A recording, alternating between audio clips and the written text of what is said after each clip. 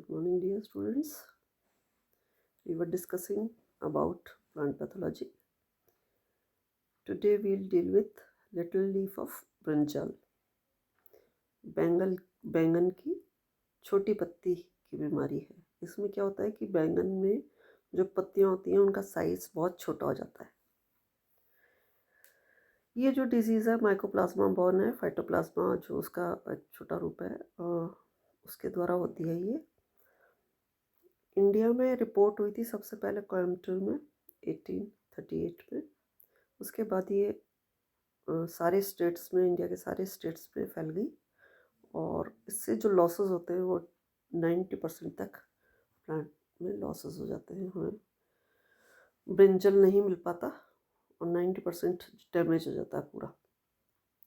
जो सिम्टम्स इसके common symptoms हैं उसमें से लीव्स जो होती हैं इसकी बहुत छोटे साइज की हो जाती है। In plant become small, nodes and internodes they reduce in size, leaves they start yellowing, plants it looks like a bush, and fruiting is also reduced, no fruiting will be there, and if in case fruiting is formed they become small and hard. So these are the common symptoms which appear due to little leaf of brinjal. You can see the symptoms. This is the real plant showing little leaf.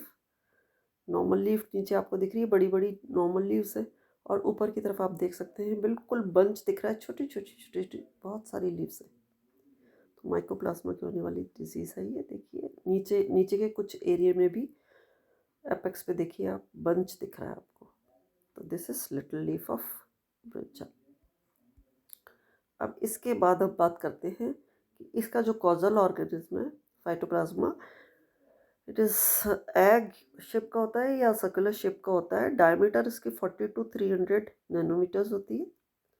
It lacks cell wall and this phytoplasma this remains generally in sieve tubes.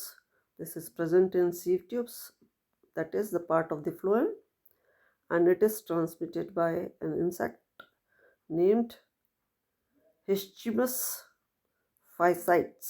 इसके द्वारा ये जो vector है, इसका जो insect vector है उसके द्वारा ये ट्रांसमिट होता है। और इसके साथ साथ ये जो फाइटोप्लाज्मा है it survives on the weeds also. तो this is about the causal organism, and now we'll discuss about the disease management part of this plant. तो जो डिजीज़ मैनेजमेंट है उसमें सबसे सिंपलेस्ट तो क्या होता है कि जो डिजीज्ड प्लांट्स हैं आपको उनको उखाड़ करके फेंक देना चाहिए, उनको रिमूव कर देना चाहिए, उनको डिस्ट्रॉय कर देना चाहिए। तो removal and destruction of weeds and infected plant is the most important type है जो कि यूज़ किया जाता है कोई भी डिजीज़ होती है उसमें। इसके बाद और बात करें अगर हम तो स्प्रे कर सकते हैं। इंसेक्टिसाइड्स हम डाल सकते हैं क्योंकि इंसेक्ट वेक्टर के थ्रू फैलता है। तो इंसेक्टिसाइड्स अगर हम डालेंगे तो इंसेक्ट्स खत्म हो जाएंगे, तो इंसेक्ट वेक्टर को कंट्रोल करता है ये। It is used for managing insect vectors. इसके बाद सीडलिंग ट्रीटमेंट जो होता है वो भी किया जा सकता है और उसके लिए हम बिनोमाइल और टेट्रासाइक्लिन जैसी चीज़ें हम यूज़ कर सकते हैं 1000 पार्ट्स पर मिलियन पे। इसमें इस रेशियो में अगर हम उसको यूज़ करें तो इफ़ेक्टिव होती है।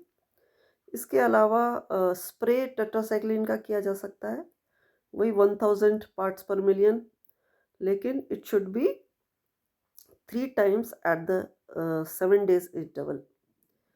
तो उससे डिजीज़ कंट्रोल हो जाती है। और सबसे कॉमन जो ज़्यादातर सारी प्लांट्स जो डिजीज़ प्लांट्स हैं उनको कंट्रोल करने में काम आता है वो है use of disease resistant varieties. और उसमें हम जो वैरायटीज़ ज़्यादातर अभी तक वर्कआउट हुई हैं उसमें है BB7, BWR12, Pant Rituraj and H8। तो ये जो वैराइटीज़ हैं, ये वैराइटीज़ वो वैराइटीज़ हैं जिनके ऊपर डिजीज़ नहीं होती है, डिजीज़ रेजिस्टेंट वैराइटीज़ निकाली गई है। तो इस तरीके की वैराइटीज़ अगर लगाएंगे तो उसके ऊपर ये डिजीज़ेस नहीं होती है। तो डिजीज़ मैनेजमेंट वाला पार्ट भी बहुत इंपॉर्टेंट होता है, क्योंकि वंस एक बार अगर कोई डिजीज़ आती है तो नेक्स्ट टाइम हम अगर ये चाहते हैं कि वो डिजीज़ ना हो, तो उसके लिए हमें पहले से कुछ चीज़ें अप्लाई करनी पड़ती हैं। वीड्स के ऊपर अगर है तो वीड्स को भी हमें हटाना पड़ता है, पुराने प्लांट पार्ट्स पड़े हुए हैं तो उनको भी हटाना पड़ता है, क्योंकि उसमें कुछ ना कुछ डिजीज़ के पार्ट्स रह जाते हैं, जिससे नेक्स्ट टाइम वापस डिजीज़ आती है तो बहुत इजी हो जाता है उसके लिए। तो इसलिए ये वाला पार्ट भी बहुत इंपॉर्टेंट होता है, जिसमें हम रिमूवल कर सकते हैं, हम स्प्रे कर सकते हैं, हम सीडलिंग ट्रीटमेंट कर सकते हैं, या हम डिजीज़ की रेजिस्टेंट वैराइटीज़ जो है, डिजीज़ रेजिस्टेंट वैराइटीज़, उनको हम चूज़ करके उनका प्लांटेशन कर सकते हैं। तो this is all about little leaf disease. तो ये तुम्हारे सिलेबस में है, इस बहुत छोटी सी डिजीज़ है लिटिल लीफ ऑफ ब्रिंजल, तो इसको आप पढ़ सकते हैं।